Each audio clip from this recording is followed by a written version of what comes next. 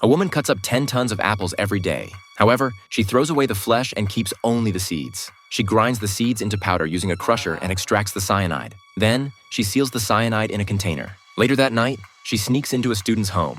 As a chemistry teacher, she knows that just 1.5 grams of cyanide is enough to kill an adult male. Yet, she uses only a small portion of it, mixing it into the student's protein powder. The next day, the unsuspecting student drinks it. Soon, he starts feeling dizzy and loses control of his nervous system. Within minutes, he collapses. But this is just the beginning of the woman's revenge. To make everyone who had wronged her daughter pay, and to avoid detection by the police, she comes up with a clever plan. She takes 10 pounds of apples and sneaks into another criminal's home. She cuts up all the apples and stuffs the seeds into the drain to block it. Afterwards, she deliberately searches for information on cyanide on her computer, sets the time to yesterday, and finally uses a lighter to trigger the smoke alarm. When the police arrive, they find the apples. In this way, she successfully frames the real murderer for all the crimes. Meanwhile, the girl who had been victimized begins to feel a sense of relief as her tormentors suffer one by one. She slowly starts to open up and decides to go on a family trip. However, one last criminal remains at large. He learns from his paralyzed brother that it was the girl's mother behind all of this. Seeking revenge, he goes to the girl's house but finds no one there. Instead, he tracks down a private detective hired by the woman and learns the location of the hotel.